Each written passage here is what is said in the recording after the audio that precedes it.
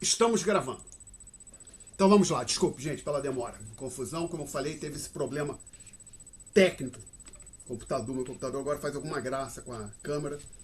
E às vezes eu tenho até, como foi o caso hoje, desligar o computador e religá-lo para que a câmera seja reconhecida e isso funcione como deveria. Dito isso, vamos tentar organizar um encontro, tentar organizar, mas que seja mais produtivo. Temos 5 tópicos para a prova. 1, 2, 3, 4, 5, né? Não é isso? Ou estou confuso? Sim, ok. Então vamos lá. Tópico 1, aquele que fala do PIB. Alguma dúvida sobre notas de aula, aula ou conteúdo do livro texto? Não estou falando da lista ainda. Tópico 1, quando a gente começou a discutir PIB, alguma dúvida sobre aula, notas de aula, livro, ou texto, sem uma dúvida diferente da lista de exercício no tópico 1? Não. Então vamos lá. Lista 1. Ops. Não. Desculpa. É uma coisa importante. Às vezes eu não vejo o comentário no chat, uma pergunta no chat. Então se alguém colocar uma pergunta no chat, eu demorar a falar, ou responder, ou dizer, falar, eu peço que aguarde um pouco, ou seja, se não ficar claro que eu vi que você colocou uma pergunta no chat, por favor, abra o microfone e faça a pergunta com a voz, né, oralmente. E às vezes o que está no chat me escapa. Então o Lucas colocou uma pergunta no chat. Então vamos lá, vamos abrir aqui, Sketchbook. A relação é simples, Lucas. Aquilo que nós chamamos de poupança externa, que eu não me lembro, acho que eu usei SE ou SEX, não me lembro. Alguém lembra? Acho que só SE, né? Que eu usei SG para poupança do governo, SP para poupança privada, eu também SE. Poupança externa é igual ao saldo em conta corrente com sinal invertido. Então a resposta para a sua pergunta, Lucas, é essa aqui. Aquilo que chama de poupança externa é igual ao saldo em conta corrente com sinal invertido. Por quê? Porque como a gente discutiu em aula, depois de você fazendo algumas coisas, você conclui que o investimento ele é igual a poupança privada mais poupança do governo menos o SCC. Então a gente diz que então, isso aqui é a poupança do setor privado, esse governo, isso aqui é a poupança que o país recebe do resto de todo mundo. E essa, quando eu digo isso, incluindo o sinal de menos. Então isso aqui é o SE. Então de forma que você tem investimento é igual a soma das poupança nas suas 3 fontes. Setor privado, governo e financiamento que vem do resto do mundo. SCC é saldo em conta corrente do balanço de pagamento.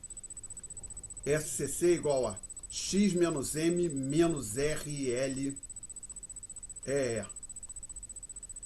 Exportações líquidas, isso aqui o livro chamou de EL. Exportações líquidas menos renda líquida enviada ao exterior, ou seja, essas exportações aqui não são de bens e serviços.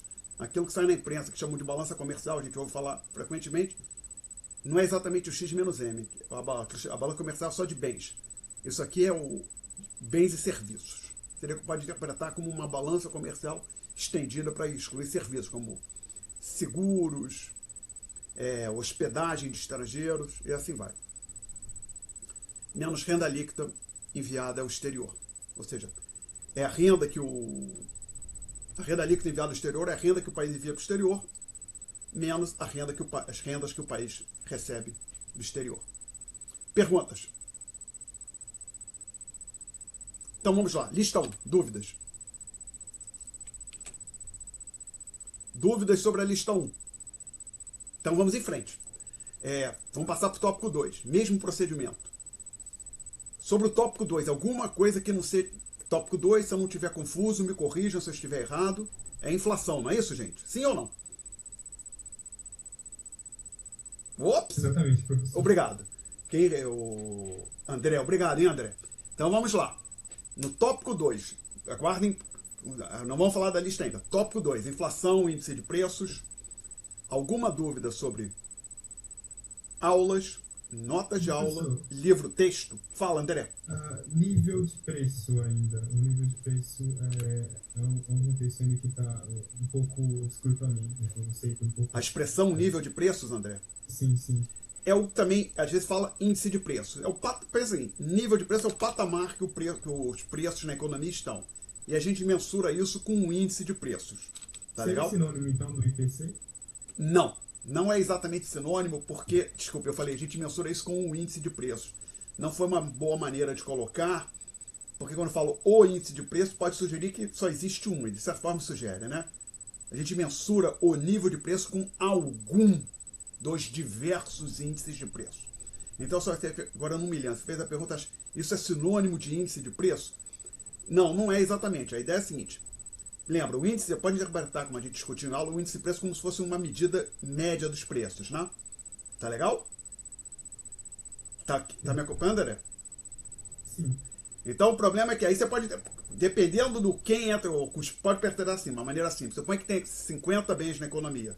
E a média não vai ser necessariamente a média aritmética simples. E dependendo então do que a ponderação que você der para cada bem, a média vai ser diferente. Pode interpretar assim. Outra coisa, que na verdade existe muito mais do que 50 bens na economia. Então tem um outro ponto, quais são os bens que você coloca, que você vai considerar quando apurar o índice de preço. Então existem vários. Só instituições que calculam o índice de preço a gente tem. Fundação, aqui no Brasil, Fundação Getúlio Vargas, IBGE, FIP de São Paulo, DIEESE, tá? E cada uma dessas instituições calcula vários índices de preço. Então existem 30, 40 índices de preço disponíveis aqui no Brasil. Tá legal? Então o nível de preços pode dizer, é uma medida do patamar em que se encontram os preços da economia, e isso é mensurado por algum dos índices de preço da economia. Então, usualmente, quando se falar em nível de preço, vai ser sinônimo de algum índice de preços. Tá? Pode ser interpretado assim. Respondi, André? Já tem uma Obrigado. pergunta sobre a lista ali. Peço que a Sofia e a Daiane aguardem um momentinho. Então, vamos lá. Falando do tópico de inflação, antes da gente falar da lista, alguma dúvida sobre aulas, notas de aula, o conteúdo do livro texto é diferente da lista? Não, então vamos entrar para a lista 2. Na ordem, é, aquelas questões mais simples do livro texto, questões para revisão. Eu acho que tem uma questão de revisão 3, tem uma pergunta da Daiane, não é isso? Mais alguma dúvida sobre as questões para revisão?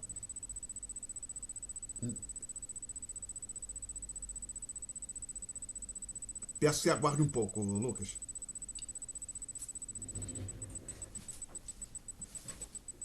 Então, tem que olhar aqui qual é a questão para revisão 3.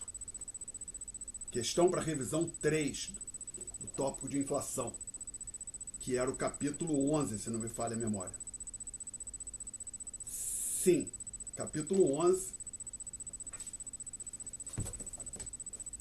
Já achei aqui. Não, não.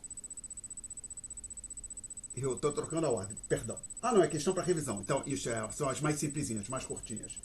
Então, a Daiane perguntou sobre a questão para revisão 3. Então, o que a gente tem nessa? Então, capítulo 11, questão para revisão, questões para revisão, questão 3. E ali o livro diz o seguinte: eu vou usar X para o preço do chocolate, tá? E P para o índice de preço.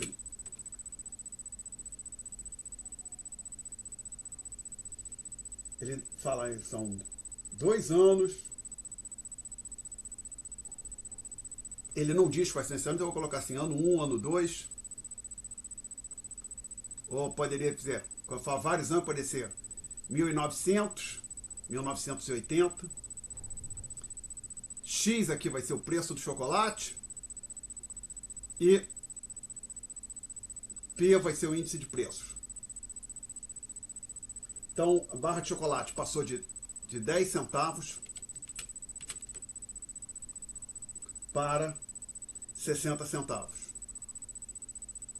O índice de preço passou de 150 para 300. Então, observe que aqui o índice de preços dobrou, enquanto a barra de chocolate muito mais do que dobrou. Tá? De cara a gente já vê isso, só olhando aqui para os números. Então, a pergunta do autor é a seguinte: corrigindo pela inflação total, quanto aumentou o preço do chocolate? O que você tem que fazer nessa questão a resposta para essa questão é o seguinte: calcular a variação percentual quando você passa de 0,10 sobre 150 para 0,60 sobre 300, tá?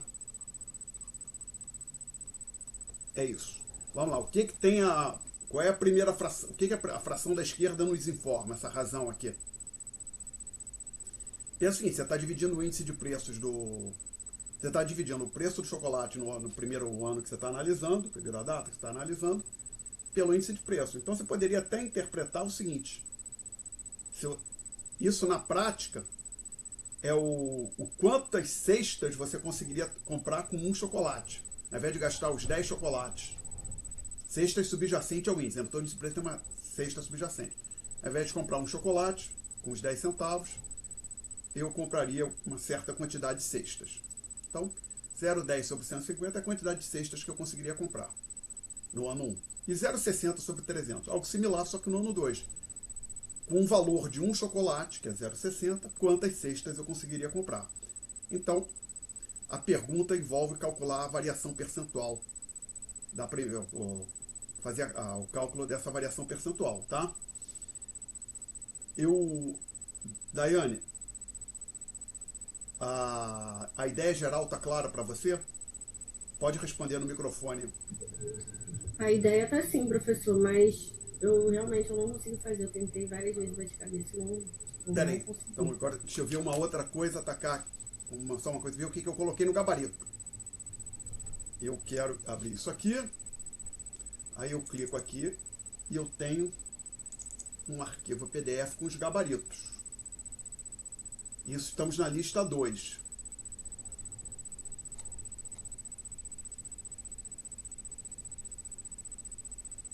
Aí a minha resposta é 200%, tá? Espero não ter errado em álgebra. Então você pode agora, basicamente o que você tem que fazer, deixa eu ver se eu coloco, fazer essa conta aqui. 0,60 sobre 300 menos 0,10 sobre 150 sobre 0,10 sobre 150, tá? Aí eu vou fazer algo, deveria ter escrito isso aqui um pouquinho mais organizado, mas esse quadro aqui que eu tenho padece do mesmo problema do que a gente tem na sala de aula, ele é relativamente pequeno.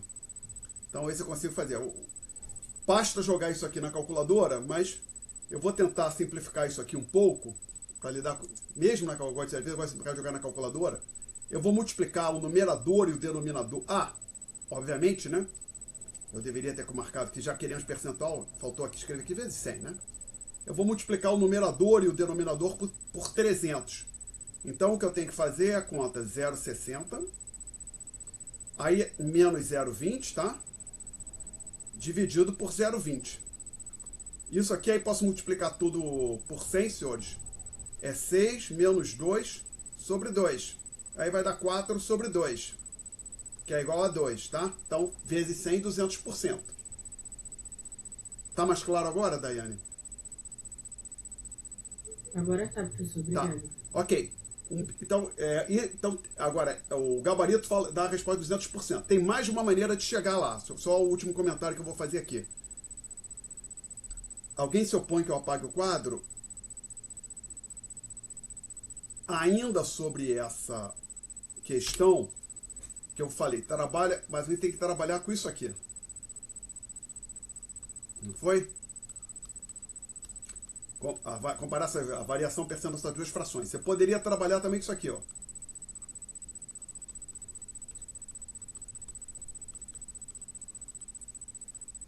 Ou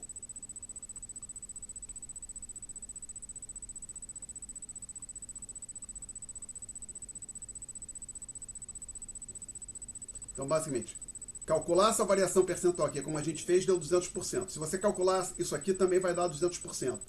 E se você calcular isso aqui, também vai dar 200%. Essas duas aqui, o significado dessas duas frações, nós temos discutido. Seria basicamente o poder de compra do valor monetário que você precisava para comprar uma barra de chocolate em cada um dos anos. E aqui, nesse segundo círculo, isso aqui é pura e simplesmente o valor monetário do chocolate no primeiro ano. Isso aqui é o valor monetário do chocolate no segundo ano, dividido pelo índice de preços no segundo ano, vezes o índice de preços no primeiro ano. Então, isto aqui que eu estou circulando de forma pontilhada é o preço da barra de chocolate no segundo ano a preços do primeiro ano, tá? E essa última aqui, esse aqui, o 0,6, é simplesmente o preço da barra de chocolate no segundo ano. E esse aqui, preço da barra de chocolate no primeiro ano, dividido pelo índice de preços no primeiro ano, vezes o índice de preço no segundo ano. Então, isso que eu estou circulando de forma pontilhada, com uma linha pontilhada aqui, é o preço da barra de chocolate no primeiro ano, avaliado, corrigido pela inflação do primeiro para o segundo ano. Ou seja, preço da barra de chocolate no ano 1 a preços, com a expressão que a gente usa, do ano 2. Tá? Aí nós temos uma pergunta. Pode falar, Daiane. Então, ainda um comentário sobre essa questão mesmo. Então, o senhor colocou 0,6 sobre 300, menos 0,1 sobre 150, sobre 0,1 sobre 150, porque seria a taxa de inflação, certo? Que é não é a taxa de inflação, não é? É a taxa de variação. Taxa de variação. A taxa de inflação você só olharia para o índice de preços, tá legal? 300 menos 150 sobre 150 vezes 100. Mas o pensamento da fórmula seria mais ou menos o mesmo, de colocar de um ano, do ano anterior, sobre o ano anterior. Isso, só que essa ideia de você um ano menos o ano anterior dividido pelo ano anterior, isso a gente usa em outros contextos além de inflação. Você quero calcular a variação percentual do meu peso, você usa a mesma fórmula, não tem nada a ver com... Certo, é uma ideia, variação percentual... Vai ficar mais fácil também, né, de lembrar. Isso, variação percentual é um conceito, tem aplicações muito maiores do que só calcular a inflação, né? A gente, no caso do curso, a gente calcula a variação percentual do PIB real, por exemplo, tá? Mas então, assim, o que você tinha que fazer era calcular a variação percentual dessas frações que aqui estão. Tá ok, daí? Professor, ok, obrigada. Tá. Aí, então, eu vou encerrar a discussão sobre essa questão 3. Alguém quer falar da questão 3? Aí tem uma pergunta do Lucas. Por que a variedade dos bens aumenta o valor da moeda? Ops, acho que a gente não discute isso não, mas veja bem, você diz, na verdade, não, eu acho que isso não... Da onde você tirou essa pergunta? Desculpe, Lucas. Que eu não estou vendo a relação direta dela com a matéria que a gente fez aqui. Isso seria discutido num outro tópico mais à frente, inflação e moeda, que não cai na prova. Você não está indo antes de eu fazer uma pergunta sobre algo que está fora da prova, Lucas?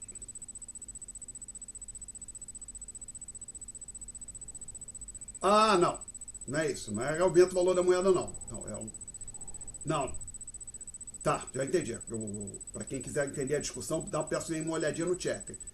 Não é o aumento do valor da moeda. Basicamente, o que o Menkel diz é o seguinte: à medida que novos bens surgem na economia, isso tem um ganho de bem-estar para as pessoas, que existem novos bens disponíveis. Então, assim, a princípio, isso não deveria fazer ninguém ficar pior. Ou seja, você introduzir novas opções de consumo não deveria piorar o bem-estar de ninguém. Pelo contrário, se tiver algum impacto sobre o bem-estar, é aumentar. E a ideia do índice de preços é acompanhar a variação do custo de vida. E o problema do índice de preços é que, por exemplo, você monta uma cesta e define um ano base. Mas a cesta é composta... Desculpa, primeiro você... Até a ordem contrária. Define um ano base e monta uma cesta. A cesta você monta com os bens que existiam no ano base. Então, se o ano base é 2010, a cesta, evidentemente, só contém os bens que existiam em 2010. alguma coisa nova surgiu, o índice de preços não vai olhar para esse bem novo, tá? E não vai. E aí o problema, então, que ele diz, olha, a inflação foi de 10%, mas, de certa forma, esse 10%, a inflação mensurada pelo índice de preços foi de 10%, digamos, num ano. No espaço de um ano tivemos a inflação de 10%. O problema é que essa elevação de preços de 2% deveria ser corrigida pelo ganho que os agentes econômicos, as pessoas tiveram pelo surgimento de novos bens. E não é. Não tem solução para isso. Então, devido ao fato do índice de preços não levar em conta o surgimento de novos bens, ele tende a superestimar o que seria, abre aspas, a verdadeira inflação, fecha aspas. Tá? Mais perguntas, senhores? Então, agora voltar. Tem uma pergunta da Sofia, lista 2. Questão adicional. Então, desculpa, não. Então, questão para revisão, ninguém falou. Tem mais nessa lista? Questão para revisão. Tem mais alguma pergunta? Problemas e aplicações. Alguma pergunta? Então vamos. Oi? Você ia falar de problemas e aplicações, André? Sim, exatamente. Diga. Qual? A questão 4 do problemas e aplicações. Do mesmo capítulo. Tá. Um pequeno país com. Por favor, verifique essa questão. Um pequeno país com 10 pessoas adora o programa de TV American Idol. Tudo que produz e consome, ou seja, tudo que o país produz e consome, são equipamentos de karaokê e CDs. Nas seguintes quantidades, tá? Então, observe o seguinte, até a expressão American Idol, o programa American Idol, minha impressão é totalmente irrelevante, tá? O que tem aqui é que ele te dá uma tabela com quantidades e preços para 2 bens. Máquinas de karaokê, você poderia falar bem 1, bem 2, bem A, bem B. Tá ok até aqui, André? Ou eu tô falando muito rápido, gente, desculpe. Tá ok, André? Até aqui? Está sim, professor. Tá. Aí quando eu acho, as pessoas já me perguntam, usando um método semelhante ao índice de preços, esse item A, quando o livro diz um método semelhante, quer dizer assim, faça como a gente calculou o índice, utilize o mesmo procedimento. Basicamente, ele até diz aqui, considere 2011 como ano base. Então você toma 2011 como ano base e você diz que para um bem a quantidade é, tendo em vista a tabelinha que tem lá, para o bem 1, por exemplo, karaokê é o bem 1. E para o outro bem, que é o CD, a quantidade vai ser 30. E aí você usa as informações sobre os preços para montar o índice de preços. Tá legal? Era essa a sua dúvida? Opa, não. Só um comentário, desculpe. Tem uma pequena diferença. Agora sim, uma pequena correção.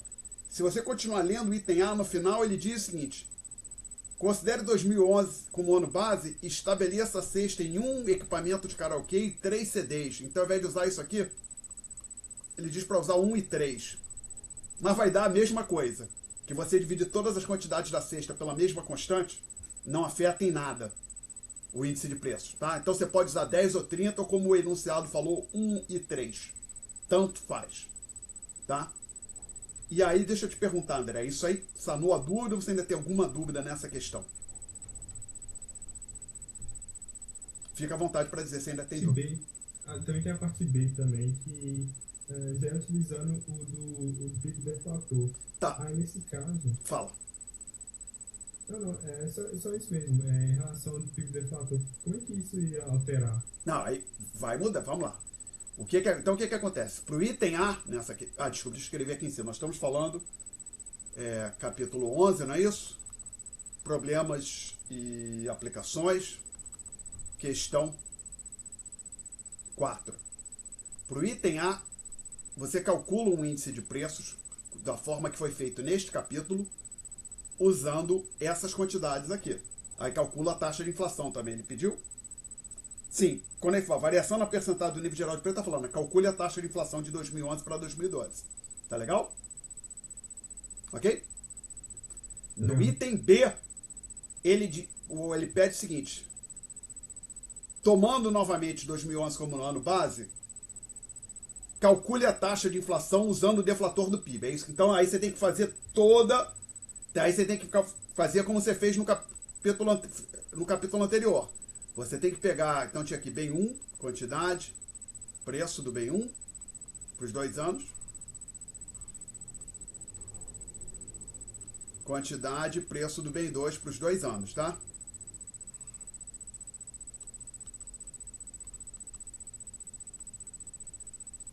Então, basicamente, até as informações da tabela. 10, 12, 40, 60, 30, 50, 10, 12. Então, o que você faz? Você calcula, usando essa tabelinha, essa linha aqui, o PIB nominal de 2011.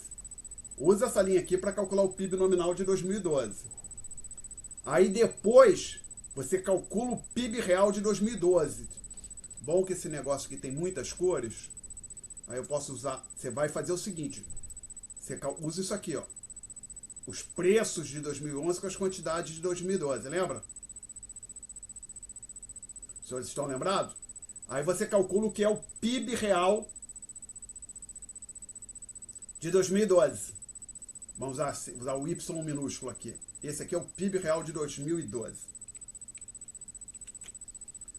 E como é que calcula o deflator do PIB? O deflator do PIB, em 2012, que é um índice de preço também, vai ser o YZão, que é o PIB, que para mim é o PIB nominal, tá? Dividido pelo Yzinho, vezes 100, tá? Faltou um espaçozinho aqui pro 100 no fim. Como é que eu faço aqui? Tem que apertar isso aqui.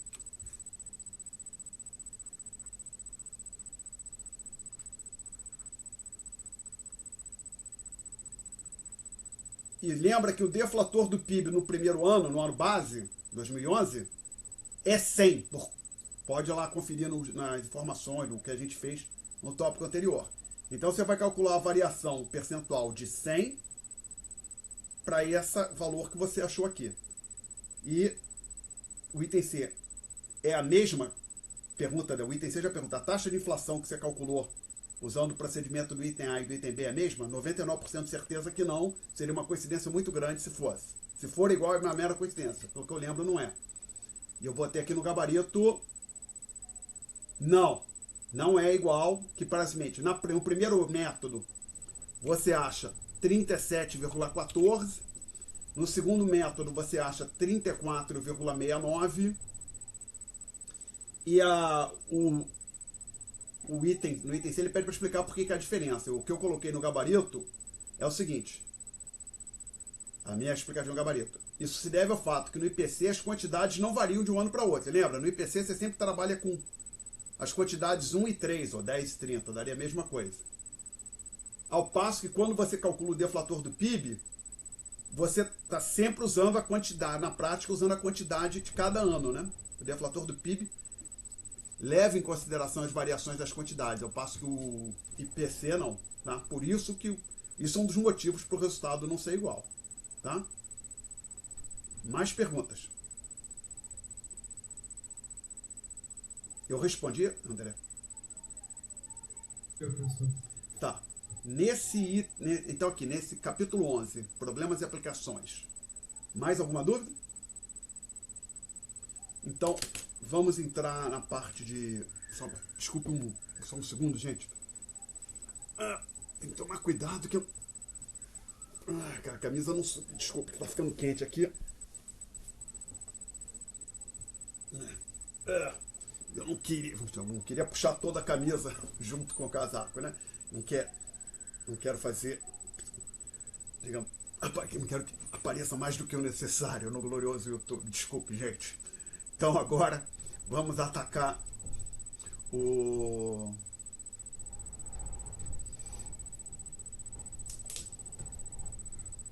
item, o próximo ponto. Acho que não tem mais nenhuma dúvida aqui em problemas e aplicações do capítulo 11. A pergunta da Sofia sobre questão adicional desta lista.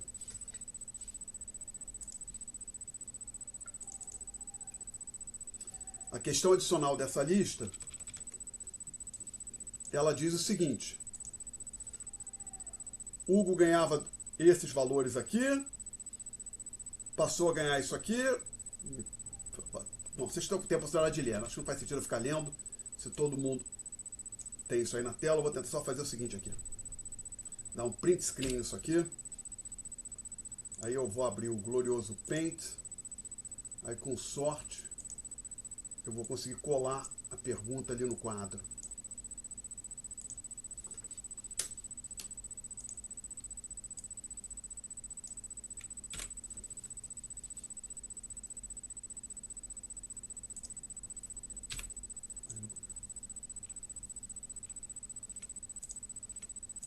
Apareceu aqui, desculpa. Apareceu aqui, desculpa. Demorou um pouquinho, mas apareceu. Então aqui está a pergunta.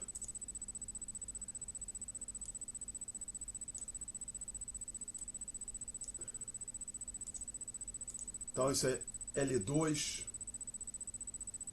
questão adicional. Só tem uma.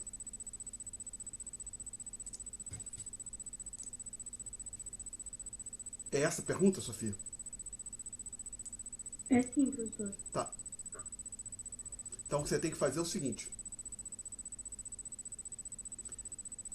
Pegar este valor aqui, que é o salário que ele tinha em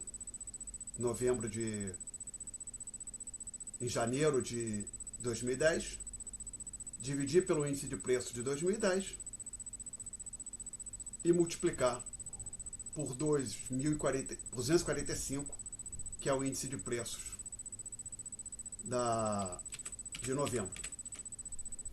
É essa conta aqui. Então vamos lá, o que essa conta faz? Ela pega o salário num dado mês, caso de janeiro de 2010, divide pelo índice de preço de janeiro de 2010 e aí multiplica pelo índice de preços do ano que você, no caso do ano, do mês e ano que você gostaria de, entre aspas, perdão, abre aspas, levar, fecha aspas, o salário para, tá?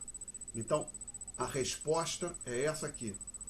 É basicamente fazer essa conta. E o que é isso aqui? O que saiu? O que é isso? É o salário de janeiro de 2010 medido a preços de 2012. É como se você pegasse o salário de... Pode até pensar assim, aqui você pegou o salário de nominal, 2.503,42 de janeiro de 2010, dividiu pelo índice de preço, então pode como se fosse, interpretar isso como se fosse a quantidade de cestas que o salário comprava, ou poder de compra daquele salário em janeiro de 2010. Você multiplica pelo índice de preços de novembro de 2012, você então tem o que o salário de... qual deveria ser o salário em novembro de 2012 para que o Hugo tivesse no mês em questão, ou seja, novembro de 2012, exatamente o poder de compra que ele tinha em janeiro de 2010. Perguntas? Professor, eu tenho mais uma, posso fazer? Pode. Eu tinha feito a questão assim mesmo, eu só estava em dúvida se eu tinha acertado ou não e quis confirmar. Tá, só uma coisa, o número dá igual que o resposta do gabarito, acho que deve ser só um número, se eu não estiver confuso. Ah, tá, tá aqui, é isso. Tá feito. Ok. Pode falar. Aí eu tinha uma dúvida também. Eu queria entender como é que calcula a taxa de crescimento real do PIB, porque na lista adicional 1, o senhor colocou duas questões. Aí na segunda questão ele pede, tipo, o PIB nominal e tudo mais, a taxa de inflação, e ele também pede essa taxa de crescimento real do PIB. Eu não entendi o que é isso. Perdão, uma coisa de cada vez. Desculpa, acho que eu entendi que você está fazendo uma pergunta sobre o tópico 1, não é? Isso, da lista adicional 1. Como é que calcula a taxa de crescimento real do PIB? Isso. O que acontece em todas essas questões é o seguinte, você calcula primeiro o PIB nominal, tá? Aí depois que você calcula o PIB nominal, você pega em algum dos anos, sempre vai ter pelo menos 2 anos, quando se fala, estou falando de taxa de crescimento. Você vai pegar as quantidades por exemplo, do segundo ano e calcular pode dizer assim, um PIB, um novo PIB usando os preços do ano anterior, tá claro? Eu não entendi ainda. Eu pego o PIB de um ano e uso. Peraí, o PIB nominal. qual é a questão exatamente? É questão adicional? Tem um exemplo disso nas questões adicionais, na lista 1. Foco, peraí. Lista. É essa aqui, a questão 2. É essa mesmo. Pera. Deixa eu ver. Isso, essa mesmo. Um minuto.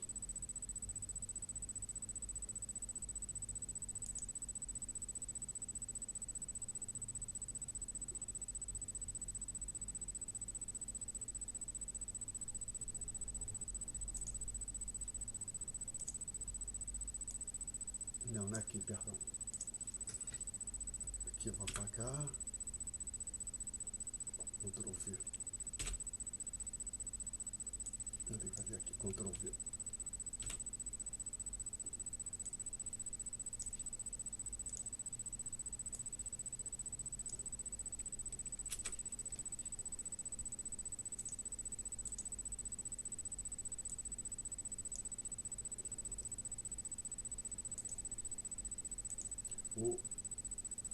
O item A. Simplesmente usar essa linha aqui, tá claro? Concorda? Uhum. Desculpa, isso para 2017. Para 2018, usar essa linha. O item B, você tem que fazer a seguinte conta aqui.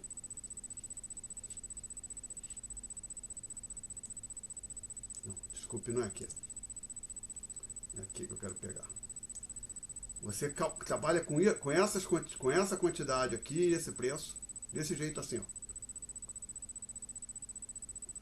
Então, o PIB de 2018, que eu vou usar Y minúsculo, tá? Eu devo ter usado no gabarito o maiúsculo para o PIB nominal. É igual a 12 mais 18, 30. Tá?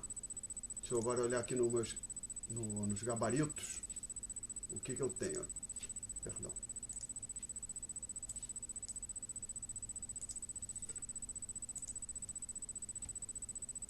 Listão.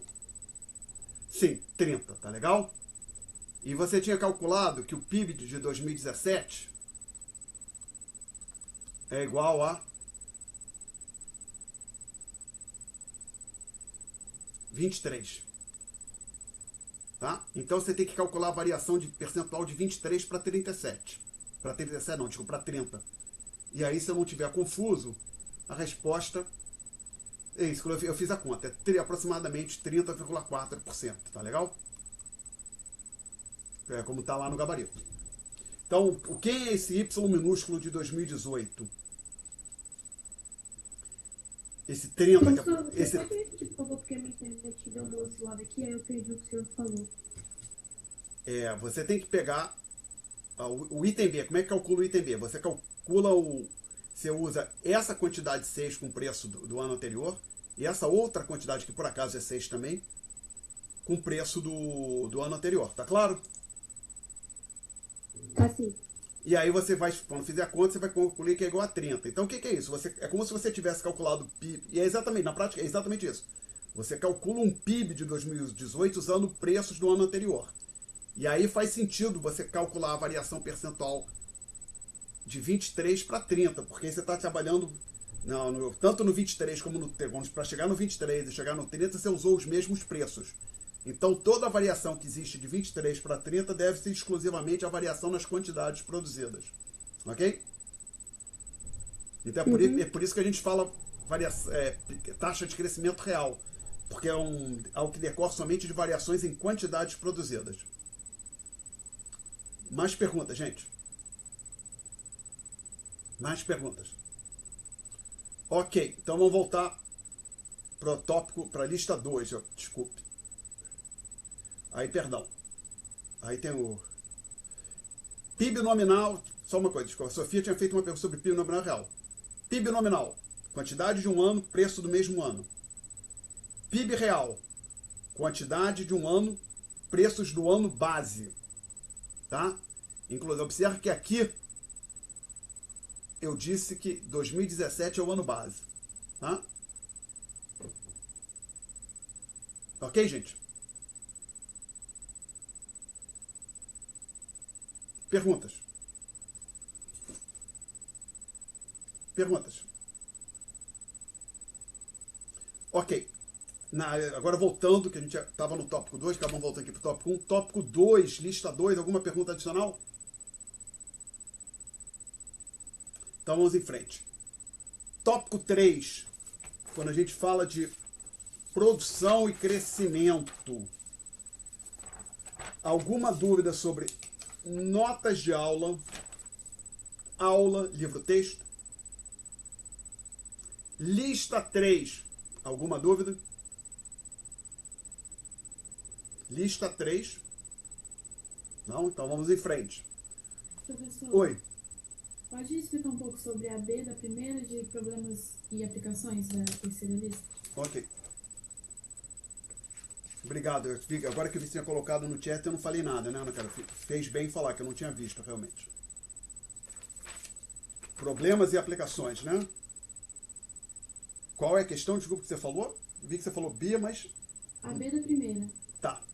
Então estamos aqui discutindo o... Estamos falando do capítulo 12, do Menkel. PA1, item B. Provavelmente não consigo resolver o item B sem olhar tudo antes. Então vamos lá. Suponha que a sociedade decida reduzir consumo e aumentar o investimento. Veja bem, o autor não diz como isso foi feito. Tá? Inclusive depois, no tópico seguinte que a gente discutiu, aquele modelo mercado de fundos disponível para empréstimo, a gente discutiu como é que o governo pode fazer uma mudança na tributação, por exemplo, das aplicações financeiras para impactar poupança e investimento. Tá? Então ele diz, a sociedade decidiu reduzir o consumo e poupar mais, isso permite que se aumente o investimento. Tá? Como essa mudança afetaria o crescimento econômico? Ela tenderia a aumentar a renda per capita, tá? Porém não a sua taxa de crescimento. Aí não me lembro exatamente, que tem uma discussão sobre isso no livro. E a gente discutiu em aula também. Você aumentar a poupança faz com que a renda per capita aumente, mas a taxa de crescimento de longo prazo, a princípio, não aumenta. Então, a ideia seria, até na discussão que a gente teve em aula, seria como se a renda per capita estivesse vindo nessa trajetória aqui, y aqui é a renda per capita. Aí na data T, e aqui logaritmo natural, né? A gente já discutiu essa questão do logaritmo natural. Na data T tem uma mudança na poupança, seria de forma simplificada como se a gente passasse para esse segmento aqui em cima. Tá? Como a inclinação, eu botei esse sinalzinho paralelo, a inclinação é a mesma, a taxa de crescimento é a mesma. O que acontece na prática é que se você aumenta a poupança, esse ganho sobre a renda per capita não se acontece instantaneamente. Então o que aconteceria seria alguma coisa desse tipo assim, na verdade. Durante um período de transição, o PIB teria uma taxa de crescimento maior até atingir voltar para atingir esse novo segmento aqui em cima, tá? Então, mas a ideia, assim, acho que para essa questão o que interessa é que a renda per capita aumenta. Porém, não aumenta instantaneamente. Quem se beneficiaria com isso? No meu modo de ver, eu penso os mais jovens. Tá? Que grupos poderiam ser prejudicados? Eu consigo pensar nos mais idosos. Por quê? A sociedade está reduzindo o consumo hoje para ter mais consumo amanhã. E isso beneficia essencialmente quem vai estar vivo para se beneficiar desse consumo mais elevado mais à frente. Tá legal? Então, assim, as pessoas com idade muito avançada, para elas o benefício é inexistente ou muito baixo. Particularmente quando você compara com uma pessoa jovem. Então, imaginar uma mudança desse tipo, algo que a hipótese colocada na questão, tem um impacto para as pessoas de 20 anos, na fase de 20 anos, é um tipo de impacto. Para outras, aquelas que já estão com 80 anos ou mais, a situação é bem diferente. Tá? Eu respondi, Ana Carolina? Sim, obrigada. E agora, já que eu falei aqui, deixa eu ver quem eu botei no gabarito dessa questão.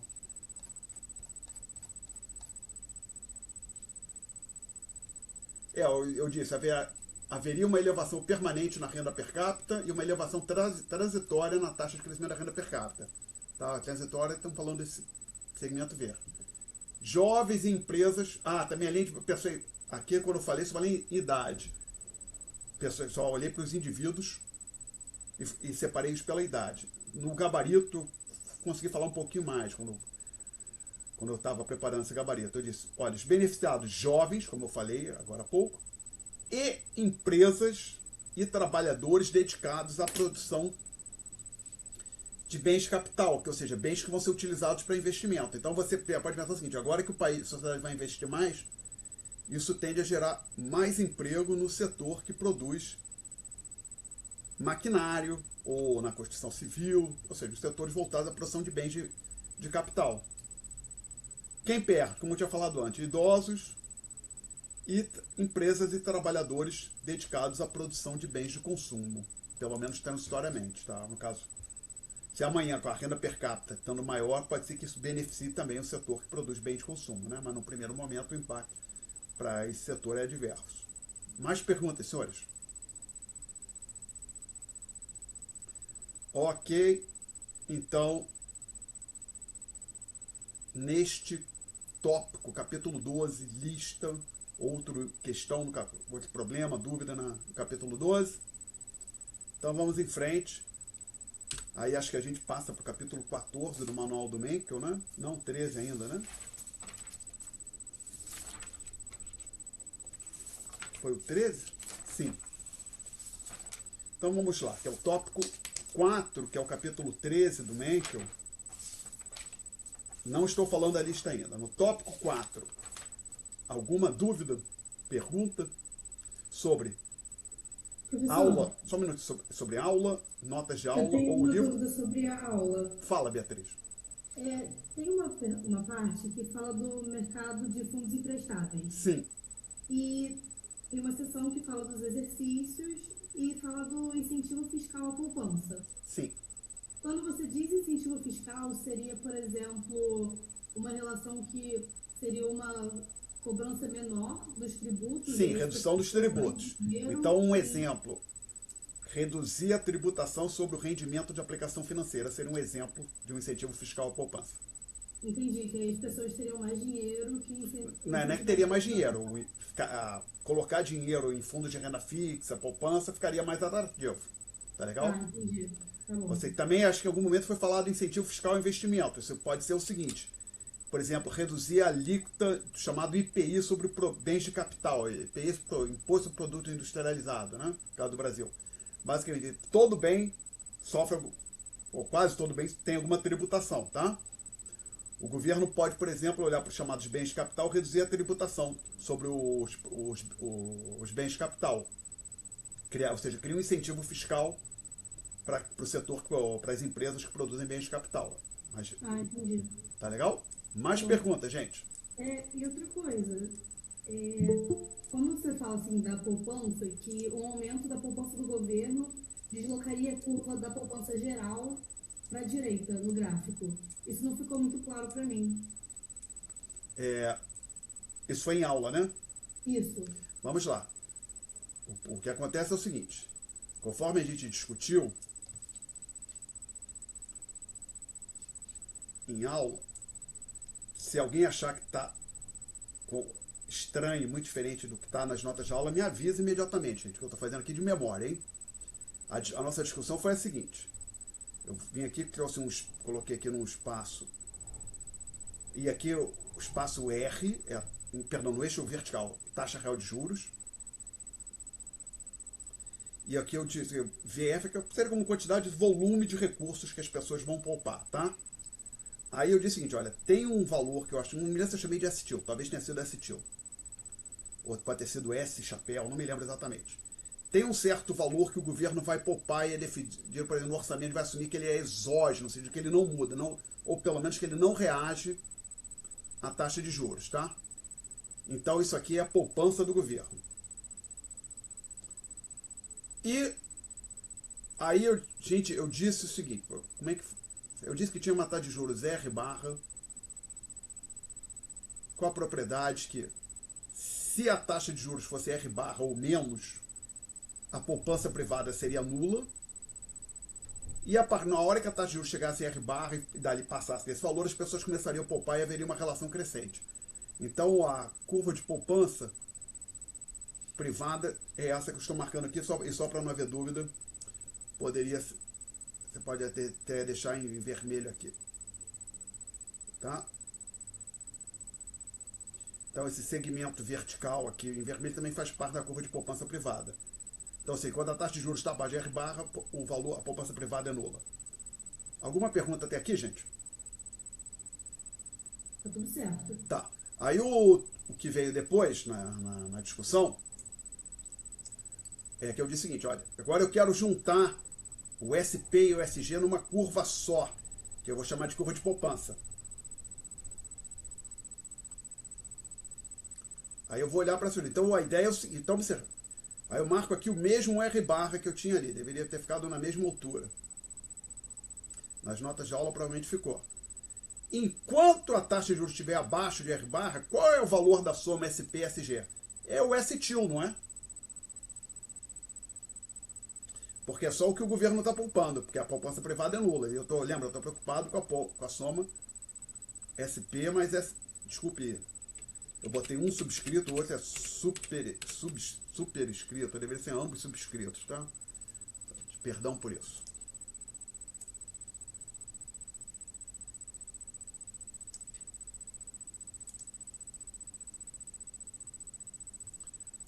Então, aí você então, enquanto a taxa de juros não chega em R barra, a poupança total da sociedade é o S-TIL. Na hora que a taxa de juros chega em R barra, o setor privado começa a poupar e aí você tem aqui a curva de poupança total. Não ficou muito claro, deveria ter ficado. A inclinação dessa curva que está aqui, senhores, é a mesma desta outra aqui.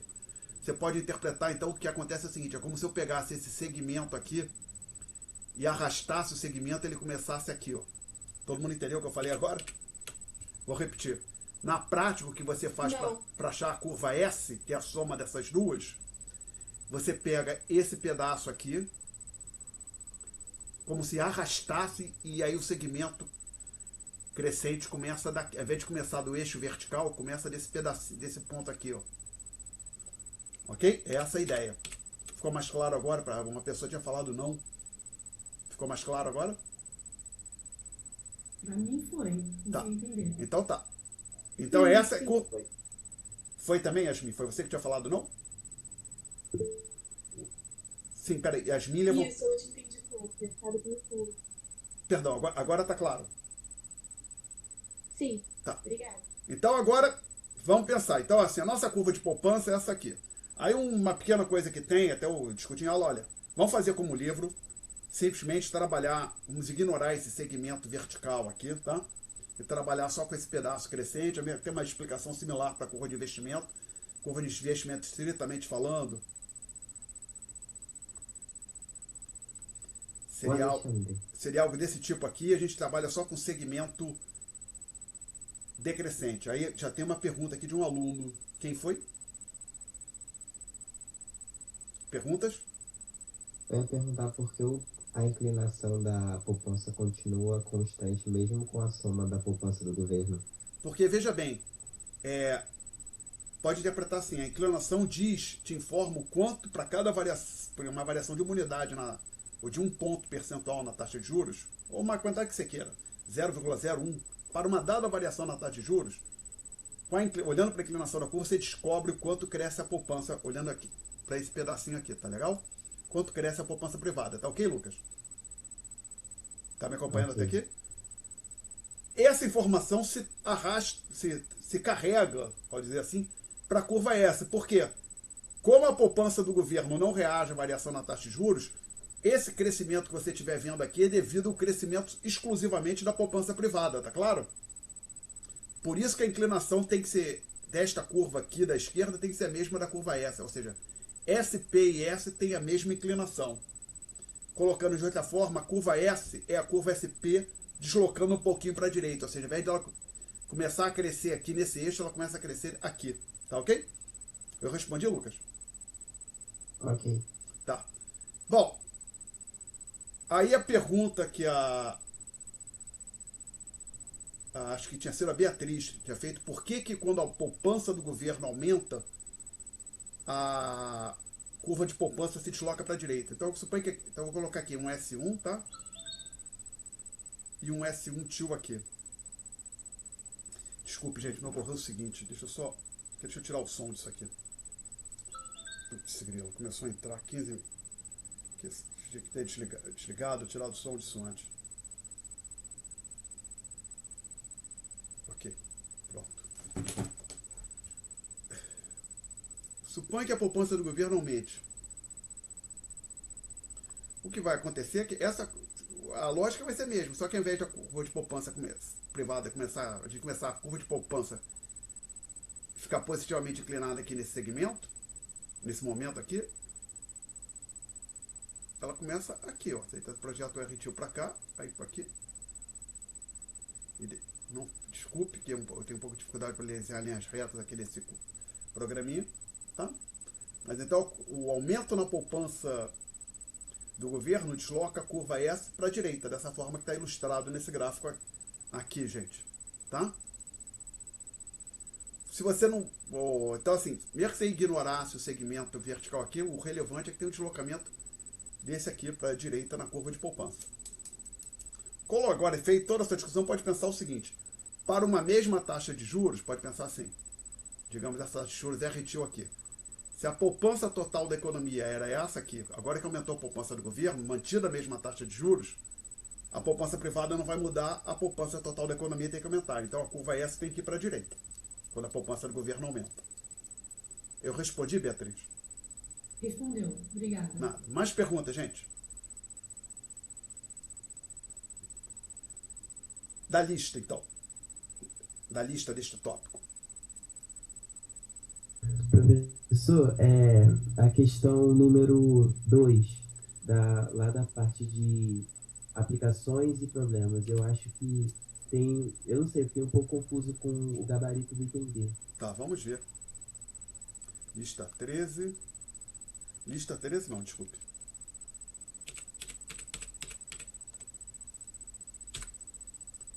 Falando do capítulo 13. Problemas e aplicações, é essa? Qual questão? Isso aí, questão 2, problemas e aplicações. Questão 2.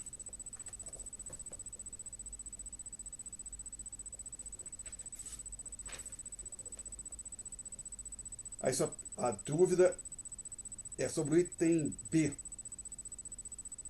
O item D, quando pergunta se é do governo federal D de ou dado. de Nova York. Isso. 2D. Então, vamos lá. O item 2 diz o seguinte: para cada um dos pares a seguir, qual título deve pagar taxa de juros mais alta? Aí a pergunta é a seguinte: um título emitido pelo governo federal, quando diz governo federal, o governo federal norte-americano, tá? Ou um título emitido pelo estado de Nova York, tá? Aí pensa assim, para facilitar, 2 títulos, né, digamos, com o mesmo prazo de vencimento, digamos, 10 anos, os 2 títulos, tá? Qual título deveria ser colocado no mercado com uma taxa de juros maior, tá? Vai ser o do estado de Nova York. Por quê? Porque o estado de Nova York é percebido como um risco, tem um risco maior do que o Tesouro norte-americano. Um dos fatores para isso, se você quiser pensar, é que o Tesouro, que é o governo americano, quem emite o dólar? É o governo norte-americano. E ao passo que o estado de Nova York ele não emite a moeda norte-americana, o dólar. Então, o governo americano, dentre outros fatores, ele tem um poder de emitir a moeda no qual ele vai pagar, o título vai ser resgatado, que é o dólar norte-americano, tá? Além disso, o governo americano tem um poder de capacidade de taxar muito maior do que o estado de Nova York, né? Tá? Então, professor, mas aí quando eu estava lendo lá na seção que fala sobre, né, as políticas e como influenciam nessa questão da poupança, né? Estava falando que quando você faz quando você compra um título do governo federal, no caso essa é a aplicação que tem maior taxa de juros, porque ele tem os encargos sobre a renda, sobre o rendimento. Que página? Eu vou procurar aqui, é porque eu estou usando o Introdução à Economia. Tá, mas vê se você acha o título da seção. Então foi antes dele entrar no modelo de fundos emprestáveis. A sua edição é em português? Isso, eu vou procurar aqui. Tá. Tá. Deixa eu ver. Bancos, fundos, peraí, preço, dividendo, índice preço-lucro, mercado de ações, o sistema financeiro, prazo do título, risco de crédito.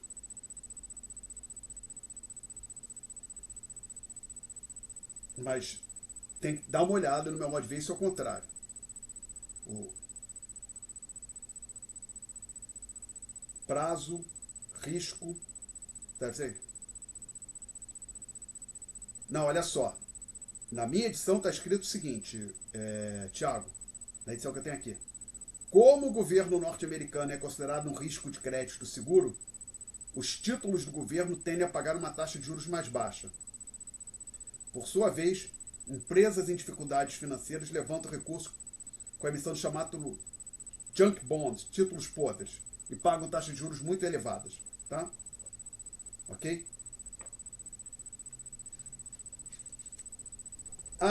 Mas depois ele fala do tratamento tributário. Tá? Aqui.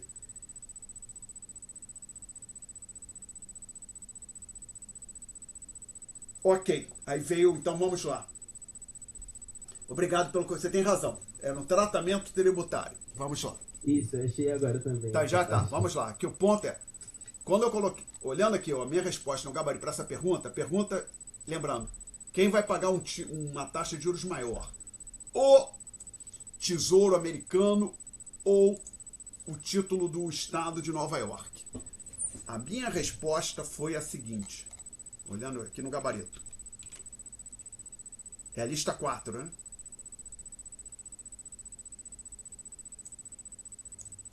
Oh, não, quem vai pagar, acho que a pergunta é quem pagará um título, uma taxa de juros mais elevada, né? Desculpe que é a pergunta. Deixa eu achar aqui. Qual título deve pagar taxas de juros mais altas? Eu coloquei. Aí comparação, Tesouro Norte-Americano ou o Estado de Nova York. Aí eu disse, o título mais alto vai ser para o Estado de Nova York. Tá? E aqui agora que eu estou vendo, eu copiei do livro, né? O Nova está em português e o York está em inglês, né? Mas tudo bem, vamos deixar.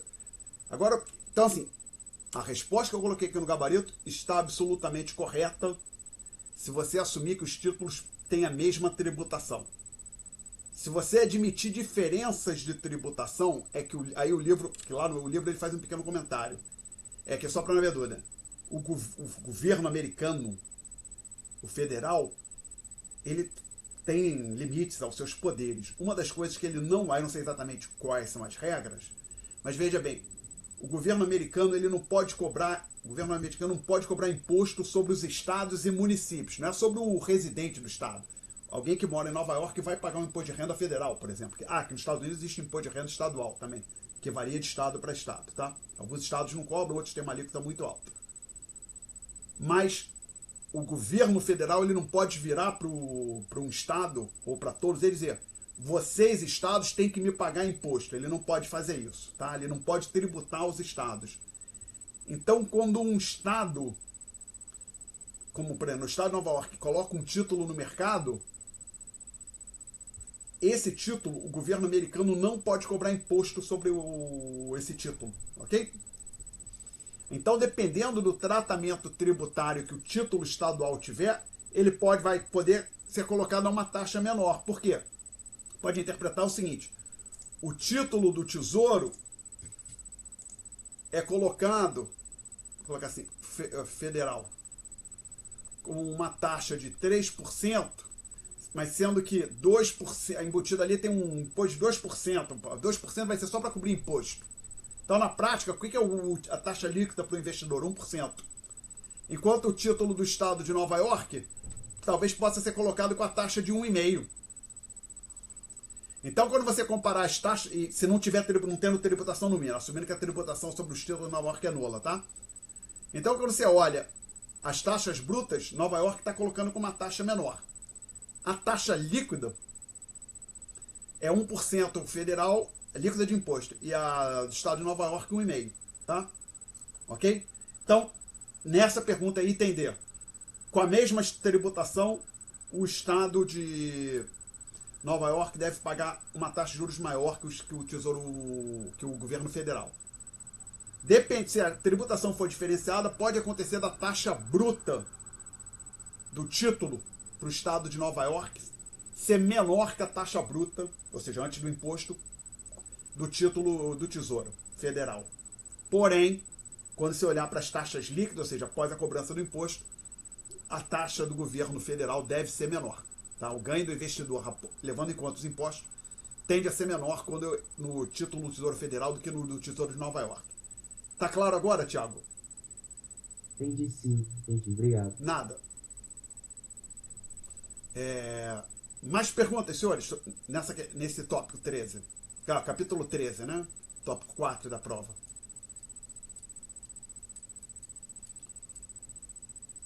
Vamos em frente, então. 5. Moeda e sistema monetário. Ô, professor, Ah, eu tenho fala. uma dúvida, mas é nas questões adicionais. Ok. Fala. É na primeira e na segunda. Lista 4, questões adicionais. Isso. É porque na primeira fala que tem alteração na poupança do governo, né? E aí depois, na resposta do senhor, no gabarito, diz que a poupança privada ela vai diminuir. Só um minutinho.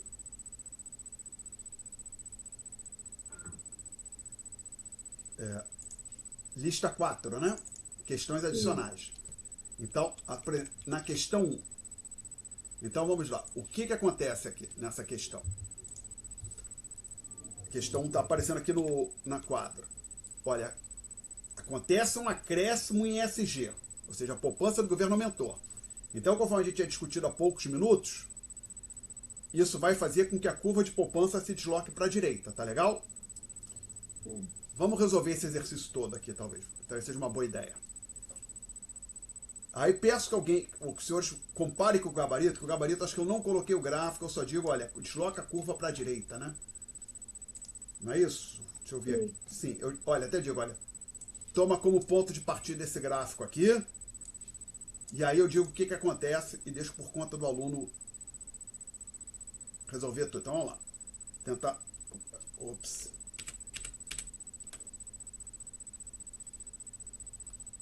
Então aqui está o ponto de partida. Tem uma curva de investimento, uma curva de poupança. Eu vou numerar com um que já sei que ela vai se deslocar.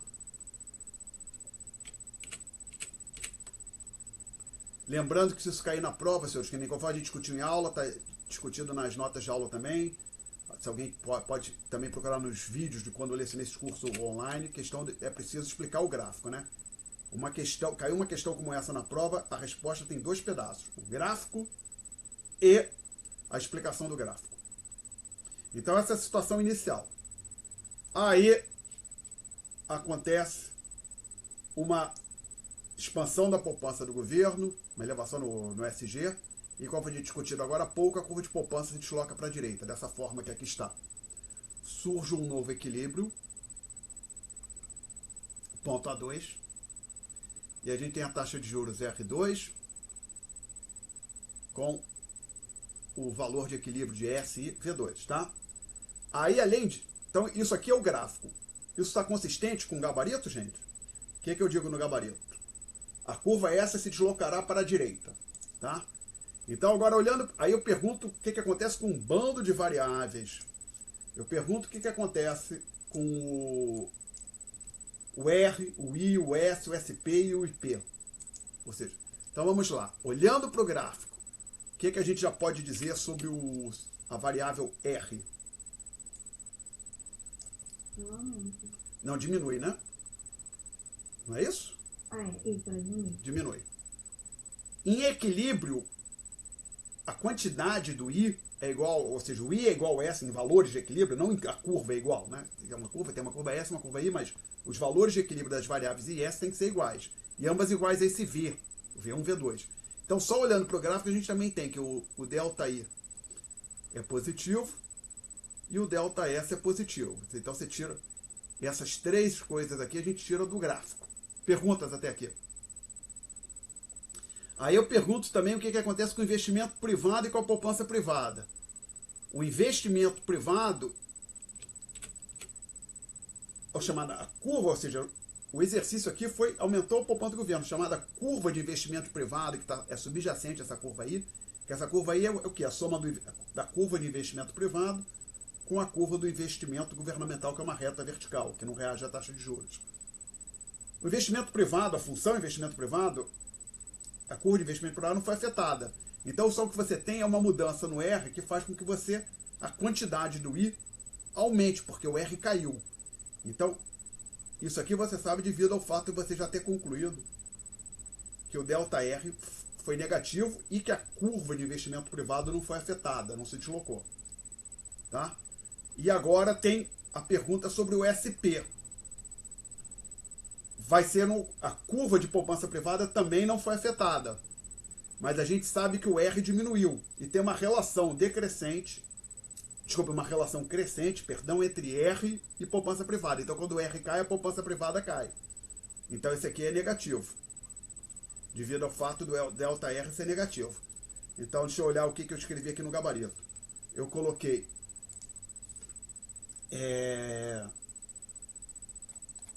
para essa... Ah, não, gabarito é mais para cá, estou olhando no lugar errado. Eu botei delta R negativo, delta S... Questão 1, desculpe. Delta R negativo, delta I positivo, delta S positivo, delta SP negativo, delta IP positivo. É isso. Tá? Isso ficou mais claro, Railan? Vocês querem discutir a questão 2 também, gente? Que tinha uma pergunta sobre a 2? Era basicamente a mesma coisa. Era só para entender a variação do Deixa eu ver. investimento privado. Tá. Vamos dar uma olhada aqui na questão 2. Vocês querem fazer a 2? Já estamos aqui, tá aqui na mão. O que é a 2? Deixa eu só uma coisa. Desculpe, só ver aqui qual é a questão 2, só um minutinho. Não, é similar, é queda em G, eu acho que não tem essa. Tá. Aí uma aluna já estava fazendo uma pergunta, eu não deixei, interrompi. Fala, quem foi? Eu queria saber se uma questão assim cair na prova, você prefere que a gente escreva com essa simbologia que você colocou aí, do delta R, ou se a gente pode só indicar escrevendo mesmo? Por exemplo, a taxa de juros diminuiu. Aí vamos lá. Só uma coisa, como regra geral. Notação, você falou símbolos, simbologia, vamos dizer, notação matemática. Se você usar a que eu estou adotando em sala, você não precisa explicar. Então você não precisa chegar em aula, se você for fazer esse grau, dizer que o R é a taxa real de juros, tá legal? Mas se por um motivo qualquer você, ao invés de chamar de R, quiser chamar de X, você vai ter que dizer o X é a taxa real de juros. Tá claro até aqui? Mas agora um ponto importante, olha só. Eu falei, isto aqui não é a explicação do gráfico, tá? Você tem que ter o gráfico, fazer a explicação do gráfico, aí eu sou neutro. Você pode colocar, logo eu concluo que houve uma queda na taxa real de juros, eu sou absolutamente neutro entre você falar queda na taxa real de juros e usar esse símbolo, colocar como eu coloquei aqui no quadro, tá legal? Tá bom. Mas observa, essa questão da explicação do gráfico, inclusive neste tópico exatamente, tem um exemplo nas notas de aula, não tem, gente? Sim ou não? Sim. Tem. Então essa questão da explicação do gráfico, se isso cair, tem que ter a explicação do gráfico lá, tá ok? Tá bom. Mais perguntas aqui. Eu não sei fazer a questão 4. Dessa lista? Isso. Que é questão adicional 4, né? Essa aqui era a questão adicional 1, né?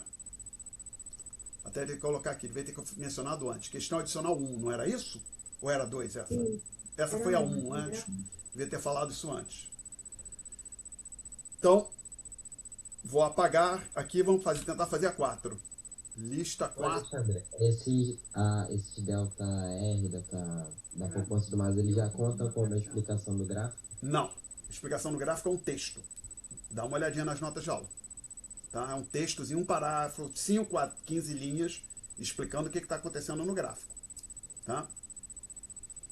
Posso até já ver. Isso é importante. Deixa eu olhar. Preciso achar aqui só uma coisa. Peraí. Virar para cá.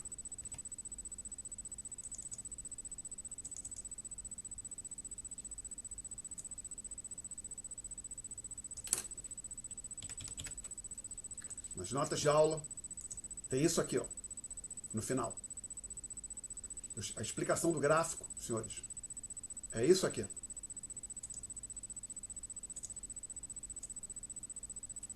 É isso que eu botei o retângulo agora.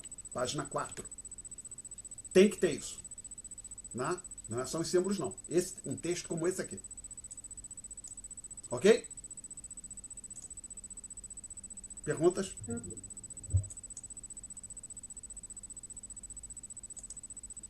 Então, vamos voltar aqui para questão 4 desta lista. Questão adicional 4. O governo cria um incentivo fiscal para o investimento. Então, ele reduz a tributação sobre os bens capital, por exemplo. Ou seja, agora o investimento ficou mais atrativo. Essa questão eu compliquei um pouquinho. Vamos colocar a questão aqui. Eu digo assim, tal incentivo implica que ocorre uma queda em T. E lembra assim, o governo reduziu o imposto, ele está abrindo mão de receita. Quando eu fiz em sala, eu falei, olha, por simplicidade, assume que a poupança, um exercício desse tipo, assume que a poupança do governo muda. Aqui eu compliquei um pouquinho. Eu estou dizendo que tem uma queda em T, então a gente tem uma queda na poupança do governo também nesse exercício. Então vamos ver o que acontece aqui. Então a gente...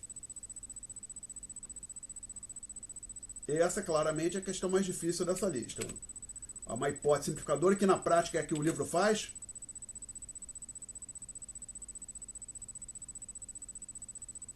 Então eu vou colocar aqui esse é o V, aquela variável VF, que é o R.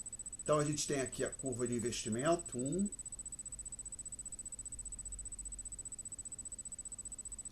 A curva de poupança, 1.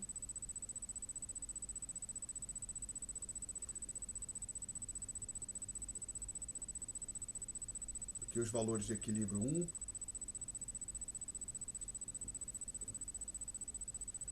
E aqui seria o ponto AU. Então a questão fala, o governo cria um incentivo fiscal para o investimento. Então a curva de investimento se desloca da forma que eu vou mostrar aqui. Para a direita. Ou seja, para a mesma taxa de juros, por exemplo, o investimento seria maior, tá? Alguma pergunta até aqui, senhores?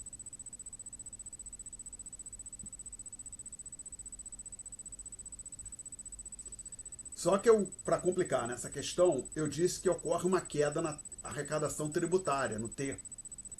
Logo, a poupança do governo se reduz. Então, a gente precisa ter também uma queda na poupança total, ou seja, um deslocamento na curva de poupança para a esquerda. Eu vou fazer esse deslocamento modesto aqui, tem uma razão, bem pequenininho. Vou fazer um pequeno deslocamento desse jeito aqui, depois eu explico porque eu estou fazendo pequenininho. Pequenininho, você olha a distância entre essa aqui, eu vou curva S1 e essa que eu estou chamando de S2, é relativamente, essa distância horizontal, relativamente pequena. Vou chamar esse ponto aqui de A2, tá? E aí o que a gente tem? Aqui até o momento, V2 e R2. Tá? Então, nesse exercício, vou colocar aqui a resposta. Eu concluo que tem um ΔR positivo.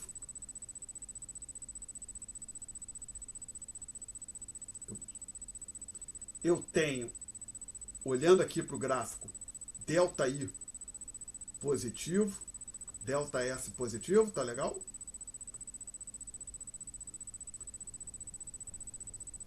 O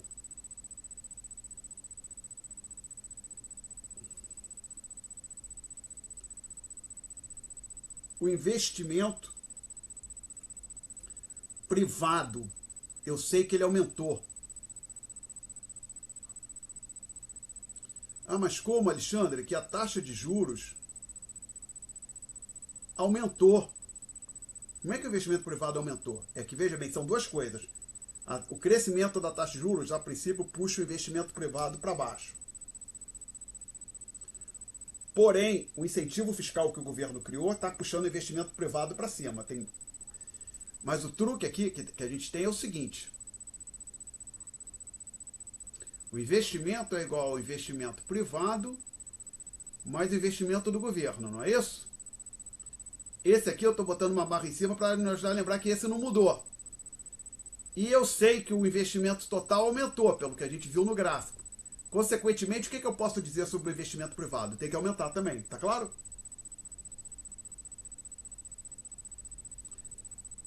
Agora, a poupança privada. A poupança privada, eu desconfio que ela vai aumentar. Mas peço que aguardem um pouco. Vou colocar uns... Sabe? Por quê? Vamos conferir. A poupança total, eu sei que aumentou pelo gráfico. A poupança privada é quem eu estou preocupado com. E a poupança do governo eu disse que caiu. Então a poupança privada tem que ter aumentado também. Tá? Nesse exemplo é uma economia fechada, né? Esse exemplo de isso aqui é uma economia fechada, sim. Ah, ok. Então agora falta o problema é que, como eu disse, exercício é difícil. Não acabou porque tem um caso que a gente vai discutir agora. Eu vou fazer em vermelho. Que até eu falei, ó, vou fazer esse deslocamento da curva S pequeno. Normalmente quando tem deslocamento isso aqui na prática é um modelo de oferta e demanda. Modelo de oferta e demanda, quando tem deslocamento das duas curvas, normalmente o efeito sobre uma das variáveis, preço ou quantidade, a taxa real de juros aqui, para todos os efeitos, é o preço e o V é a quantidade, é indeterminado. Então, o que eu gosto de fazer, uma das duas curvas, eu trato do jeito que eu estou fazendo aqui. Primeiro eu faço um deslocamento no gráfico modesto, e depois eu vejo o que acontece quando eu faço um deslocamento bem grande. Então, vou fazer agora, assumir que a curva S, ao invés dela só deslocar para essa S2 preta, de S1 para S2 preta, ela se desloca para cá. Ó. Um grande deslocamento. Então, a curva S viria para cá, que eu vou botar uma linha, tá? Aí, o novo equilíbrio seria no ponto A2', né? E olha como muda. O V cai.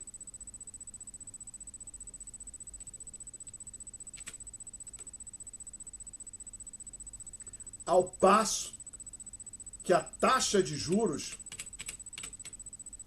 continua aumentando, conforme no caso da situação que eu usei a cor preta. Então, ok, vamos lá, parar aqui agora no gráfico.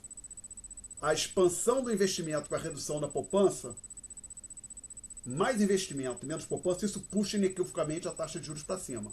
Mais investimento puxa os valores de equilíbrio do I e do S para cima. Porém, a redução da poupança puxa os valores de equilíbrio de IS para baixo. Por isso tem uma indeterminação, até uma taxa de juros real, de forma inequívoca, aumenta o efeito sobre o V, depende de qual deslocamento é mais intenso, se é esse da curva I ou o da curva S. Então, agora eu vou marcar aqui, o que a gente tem? De novo, delta R positivo, delta I menor que zero, olhando para o gráfico. Delta S também menor que zero. E aí a gente vai ter, com a mesma lógica que a gente usou antes, só vai inverter o resultado. Delta IP, investimento privado tem que cair. Por quê? Você olha para essa igualdade aqui.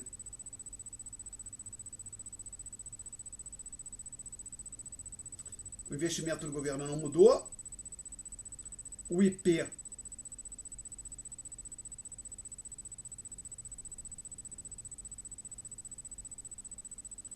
o investimento total caiu, né? Consequentemente, eu sei que o investimento privado tem que cair também. E a poupança? A poupança, eu tentar isso aqui por igualdade, vai ficar chato, porque eu vou ter a poupança do governo caindo e a poupança total caindo também. Então, o que acontece com o SP? Qualquer coisa, mas aí eu posso ir para um caminho mais curto, porque eu poderia ter usado aqui também. A curva de poupança privada não foi afetada.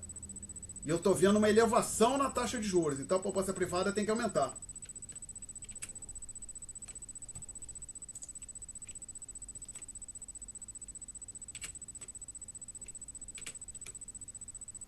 Então a poupança privada continua aumentando aqui. Então o que acontece? Isso é devido à elevação no delta R e o fato que a curva de poupança privada não se mexeu, que não foi afetada. Esse deslocamento da curva S de S1 para S2', ou para o S2 que é a preta, é devido à mudança na poupança do governo, tá? Então bastaria a gente falar, então assim, até de fato, aqui a explicação que eu estou usando aqui poderia ter sido usada ali também, tá? O que não dá para usar essa explicação aqui embaixo, porque vai ficar inconclusivo. Se eu fosse tentar essa abordagem aqui, eu teria poupança do governo caindo, com poupança total caindo, talvez a poupança privada esteja caindo também, como pode estar aumentando, que é de fato aumentar a conclusão que a gente tem aqui, tá? Perguntas?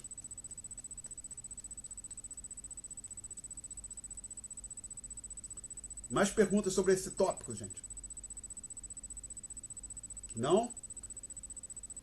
Então a gente vai em frente e vamos passar para o... Ô Alexandre, nesse exemplo, no primeiro, no de cima, a gente não olhou para taxa de juros porque a gente olhou a igualdade das poupanças. Só que no segundo a gente não olhou a igualdade das poupanças e olhou pela elevação da taxa de juros. Quando que eu sei que eu olho um ou o outro? Desculpe, a sua pergunta é quando é que você sabe se usa esse ou essa abordagem aqui? Isso. Não tem regra, você tenta, não tem uma regra, tá? Assim, você vai tenta por um caminho, não funciona, tenta por outro, tá? Ok? Mas um ponto importante, essa abordagem que eu estou fazendo, que eu fiz aqui, ela pressupõe que a curva subjacente, no caso a curva SP, não se deslocou, tá? Eu não posso usar essa abordagem na curva de investimento privado, de maneira nenhuma. Por quê? Porque o exercício começa dizendo que o governo criou um incentivo fiscal sobre o investimento, tá legal?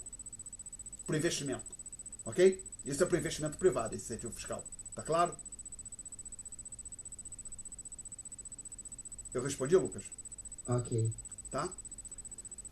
Então, lá, a pergunta do Lucas é uma boa pergunta, Alexandre, quando é que eu sei que eu uso essa abordagem aqui ou essa outra aqui? Não tem uma regra. Exceto uma que eu vou dar já, mas assim, a ideia é assim, tenta uma, vê se consegue chegar a resposta, tenta outra, tem mais de uma abordagem aqui nesse tipo de questão para você tentar chegar a alguma conclusão. Então, aqui, por exemplo, nessa linha aqui, nesta linha aqui, eu poderia ter usado as duas abordagens, chegar à mesma conclusão. O que não pode ser feito é utilizar a abordagem de olhar, devido à variação na taxa de juros, uma variável mudou, caso aqui eu posso fazer, porque você olha para o enunciado de exercício, não tem nada impactando a curva de poupança privada. Porém, eu não posso usar esse argumento aqui, como a taxa de juros aumentou, o investimento privado caiu, porque no exercício você caiu. Não, peraí, o argumento não pode ser assim. Porque olha o enunciado da questão diz o seguinte, o governo cria um incentivo fiscal para o investimento privado. Então você tem um deslocamento da curva de investimento privado. Então você não sabe, você não pode dizer só devido à mudança na taxa de juros que o investimento privado caiu. Você não sabe que tem dois efeitos distintos aqui. Tem um incentivo fiscal puxando o investimento, o valor do investimento para cima, o valor aqui do investimento para cima. Porém, você tem elevação na taxa de juros puxando o valor do investimento para baixo, tá? Então, no caso, neste exercício específico, para concluir o que acontece com o investimento privado, você tem que usar a abordagem que foi utilizada aqui e aqui. Não pode olhar para dizer como a taxa de juros aumentou, diminuiu, acontece tal coisa com o investimento privado. Não pode fazer não, tá? Isso ilustra aqui, por exemplo, vamos olhar para o que está em preto. Se você tentasse essa abordagem que eu estou dizendo que não pode ser feita, você diria, olha, como a taxa de juros aumentou, o investimento privado caiu. E estaria errado, porque você olha aqui, ele aumentou, né? Estaria errado porque você estaria ignorando o efeito do incentivo fiscal, tá? Perguntas? Mais perguntas?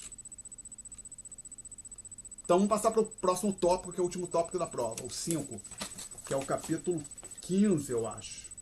Que infelizmente a gente pulou o capítulo 14. Não, né? O 16. O 15 também estamos pulando. Adoraria cobrir, mas não dá tempo de cobrir tudo.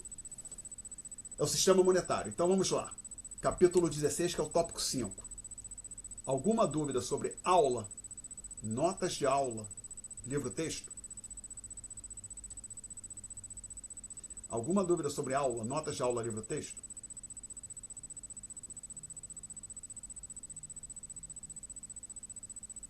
Então, lista.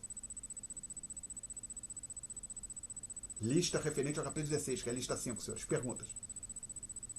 Então, estamos encerrando? Não, professor. Oi? Tá. Fala, André. Em relação a problemas e aplicações, a questão 10, eu tenho dificuldade em aplicar o Vamos lá, questão 10. multiplicador monetário e também a encontrar essa oferta de moeda. Questão 10. Tá, então vamos lá. Estamos aqui falando do capítulo 16, não é? Deixa eu voltar aqui para o azul, que eu botei com a caneta vermelha selecionada.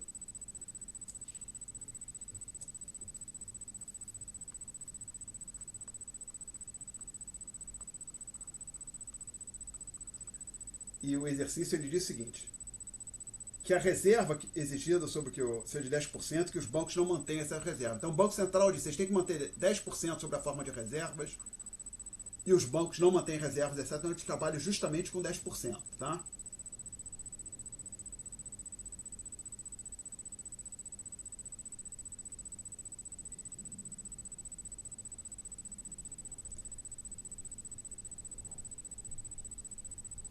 Então ele diz o seguinte, no item A: o Fed vende 1 milhão em títulos do governo. Tá? Então o Fed entrega... desculpe. Antes de falar do item A,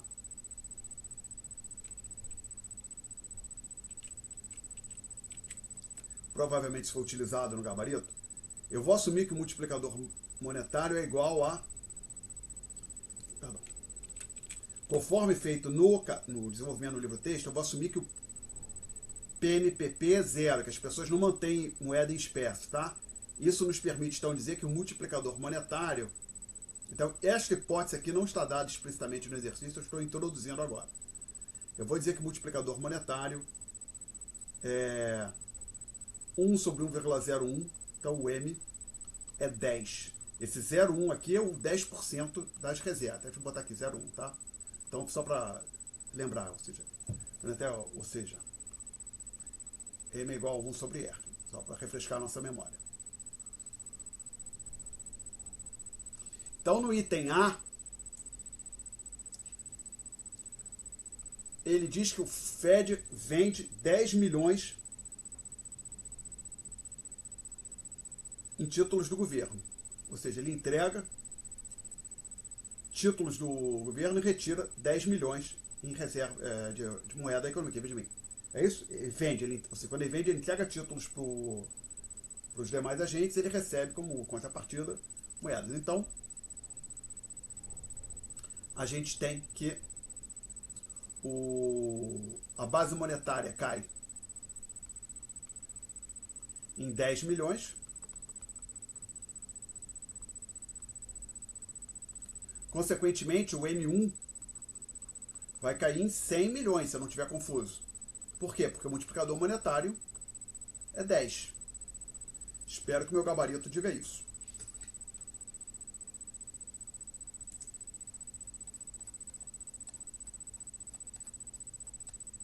Questão 10, não é isso? Eu estou errando. Só uma coisa, desculpe. O meu gabarito diz... Só uma coisa. A oferta de moedas reservas decrescerão respectivamente 10 milhões e 1 milhão.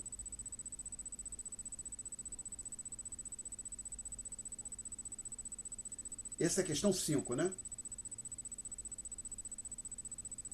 É questão 5 ou 10? Desculpe. Essa é a questão 10, professor. Mas eu estou fazendo a 5, desculpe, eu acho. Deixa eu olhar aqui, 10. Eu troquei. Não, já sei. Eu comecei a 10, mas quando eu fui aqui para o item A, eu peguei na coluna do lado. Então, na verdade... Então, vamos lá. Ou seja, isso aqui à esquerda, permite conferir. Está correto. Permito-me apagar. Ou seja, o que está aqui à esquerda dessa linha quase vertical está correto. O que não está correto é isso aqui. Aí eu olhei na coluna errada no livro, lá no meu enunciado, e peguei informações da questão 5. Então, voltar aqui. Então, o item A diz, o Fed vende 1 milhão de títulos do governo. Ele coloca 1 milhão de títulos no mercado. Com isso, ele tira a moeda da economia. Então, a base monetária cai 1 milhão.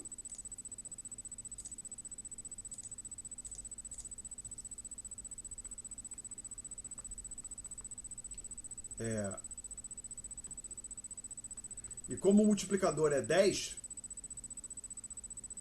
o M1 cai menos 10 milhões.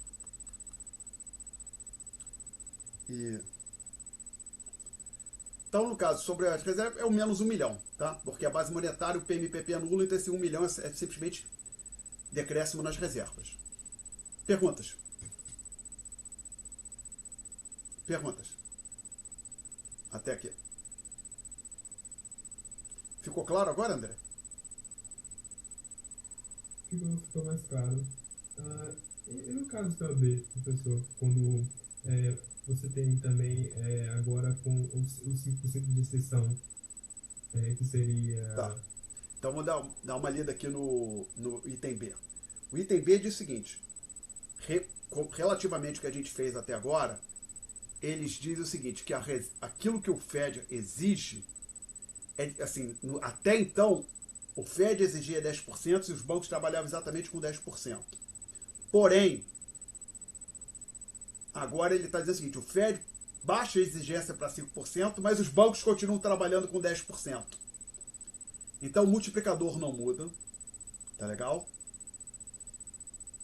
Isso o multiplicador monetário não muda. Então, se você fosse refazer o item A com essas novas hipóteses, as respostas seriam as mesmas. Aí as perguntas, tem uma outra pergunta, por que os bancos fariam isso? Ou seja, eles não reagiriam a essa mudança que o Fed fez. Eu dou possivelmente mais de uma explicação. Uma delas é que eles podem achar que é temporário, ou antes, que eles gostariam de ter mais reservas livres. Então, no gabarito eu digo o seguinte, há pelo menos 2 motivos para os bancos não mudarem as reservas que eles vêm utilizando. Os bancos poderiam ter, antes da alteração, reservas livres abaixo do patamar desejado. Você pode imaginar, uma situação simplificada, os bancos queriam ter justamente 5% de reserva livre, mas estavam zerados. E para sorte deles, o Fed baixou a reserva exigida de 10 para 5, então aqueles 5 que eles queriam ter é justamente o que eles têm agora. Então eles não mudam nada. Tá? Não mudam as reservas. E uma segunda explicação que eu dou é que os bancos poderiam acreditar que o Banco Central reverteria a ação em um curto espaço de tempo. Então se o banco acha, não, o Banco Central está baixando a exigência hoje, mas daqui a uma semana ele volta atrás, como a mudar a quantidade de reservas, o banco tem que mexer nas suas operações, aumentar, diminuir o empréstimo. Então os bancos cruzam os braços, não vou reagir a isso, tá? Aí eu digo, o multiplicador não seria afetado, assim como a oferta de moeda. Então se você refizesse o exercício A, a resposta seria a mesma, tá? Tá claro, André? Tá sim, tá mais. Tá, mais perguntas, senhores? Mais perguntas? Perguntas? Não tem? Então acho que eu estou dispensado, é isso? Professor, posso fala. só mais uma? Claro, pode falar. Estamos aqui para isso. Você já estava começando a explicar a 5, você poderia terminar ela também? Então tá. Vamos voltando. Vou apagar isso aqui. Vou voltar aqui. Capítulo 16. PA. Questão. Problemas e aplicações. Questão 5. Aí ele diz o seguinte. O Fed compra no mercado aberto títulos do governo no valor de 10 milhões, tá? O Fed, o BC, eu vou colocar aqui o BC. BC aqui quer dizer Banco Central, fica geral. Pode ser o Fed ou um outro Banco Central qualquer. Compra 10 milhões de títulos, o equivalente a 10 milhões em títulos. Então observa o seguinte, ele está colocando dinheiro na economia, ele está pegando os títulos e entregando reservas, aumentando as reservas dos bancos. Tá? E o pressuposto é, as reservas exigidas são de 10%. Tá? Então lembra até, a noção que eu digo na aula, que a reserva total dos bancos são as exigidas mais as livres. Nesse contexto, qual é o maior multiplicador possível? Vai ser... O maior multiplicador possível vai ser 1, ou seja, que é igual a 0,1, tá? 1 sobre 0,1, que é 10. Que basicamente, quanto menor for as reservas que os bancos mantiverem, maior é o multiplicador, tá legal? Ora, quando é que você minimiza as reservas? Quando você coloca as reservas justamente naquilo que o Fed exige, os 10%. Então, o multiplicador vai ser no máximo 10. E o pressuposto aqui também eu estou usando a ideia de que o PMPP é 0, tá? Isso também contribui para fazer um multiplicador grande. Tá? Aumentar o multiplicador. Então, o crescimento máximo, que é a pergunta aqui nesse item, o crescimento máximo na oferta monetária, no M1, é de 100. Que veja bem, você tem a base monetária crescendo 10, com multiplicador máximo de 10, consequentemente, o crescimento máximo para a base monetária é de 100 milhões. Tá? Aí tem a pergunta de qual é o menor aumento possível. O menor aumento possível no M1. É um caso extremo, tá? Esse menor aumento possível. Também eu acho que eu coloquei 0. Deixa eu conferir aqui no gabarito. Eu disse 0, sim. Então, assim, a pergunta aumento máximo. Eu respondi 100 milhões, né?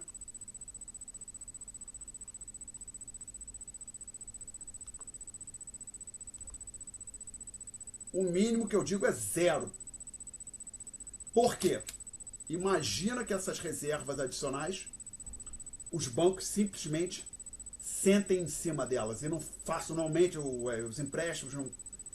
Qual seria o impacto disso sobre o M1? Lembrando, podemos colocar aqui, M1 igual a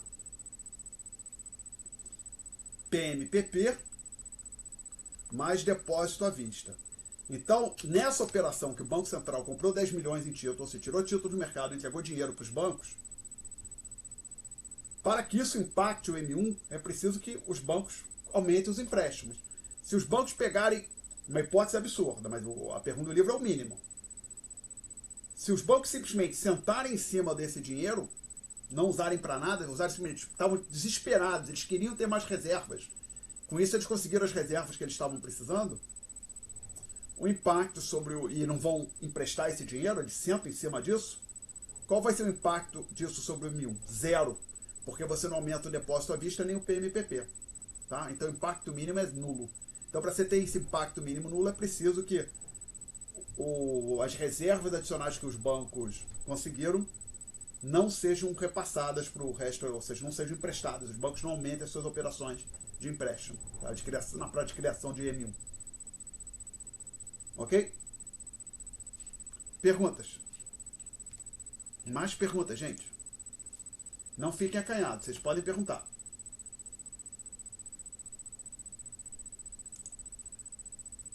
Mais perguntas? Vocês vão me dispensar então já? Tão cedo assim?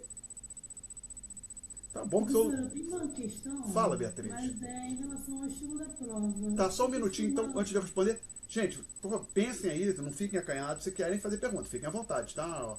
Não, que é domingo, coitado do pessoal. Tem essa não. Domingo é um dia como outro qualquer. Pelo menos pra mim, eu não tenho não, que domingo é um dia como outro qualquer, tá? Então, vou aproveitar.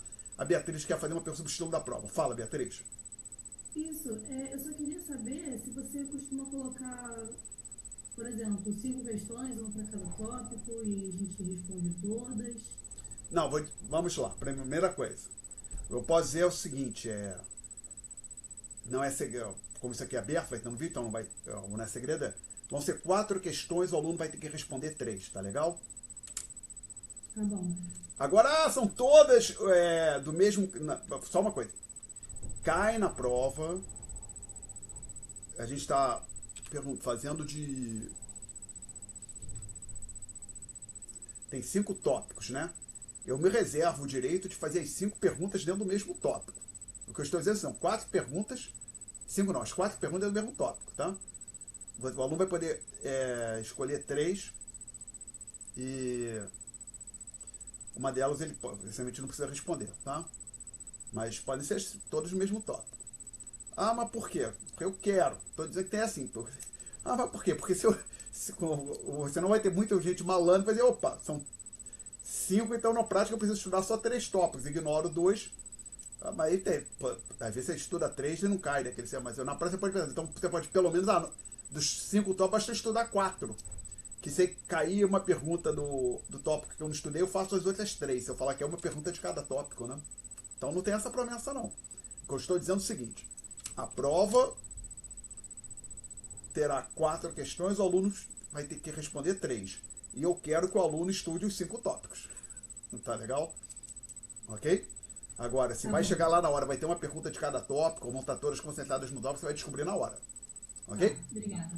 Pode perguntar mais, Berta. Dúvidas, ou vocês podem perguntar sobre o conteúdo da prova, para eu não querer responder. Falar que eu não posso responder. Digam.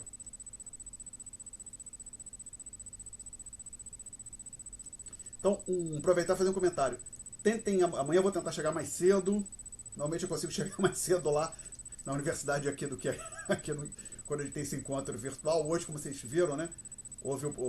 Não mentir, houve um problema com a minha câmera. Inclusive, eu entrei no encontro e falei, não vão, se o encontro cair, voltem daqui a pouco, porque eu estou com um problema na minha câmera. Tá, mas eu vou tentar chegar mais cedo amanhã. E acho que é importante vocês cheguem cedo também pelo seguinte. Talvez eu e o aluno que chegar, os alunos chegarem depois, tenho que sair para catar uma carteira uma ou outra carteira para colocar ali na sala. Eu olhei, a gente deve ter 50 alunos amanhã, a gente tem mais ou menos 50 carteiras na sala de aula. Até eu já olhei, na última segunda-feira eu olhei, havia salas vazias ali no dia, tá? Eu tô falando isso porque se você, imagina, você chega atrasado, com meia hora de atraso, aí quando você chega na sala de aula ainda não tem carteira pra você sentar, você já tá atrasado, ainda tem que sair para catar uma carteira, então acho que é importante não chegar atrasado amanhã, se der para chegar com alguns minutos de antecedência, melhor ainda, tá? Eu pretendo chegar com bastante antecedência, tá?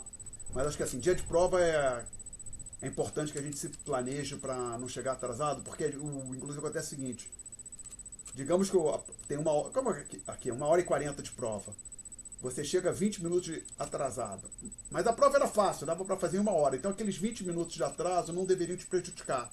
Só que a tensão de estar atrasado te abala tanto que isso atrapalha o seu rendimento na prova, né?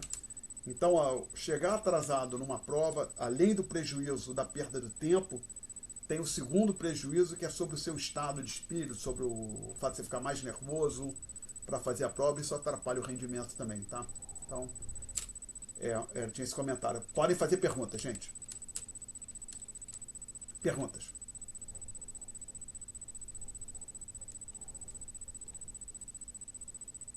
Perguntas. Ok. Então vamos encerrar. Eu vou encerrar o encontro. Mas desculpa, eu tenho que primeiro interromper minha gravação. Onde é que é? Acho que é aqui que eu paro. Pode ser aqui também.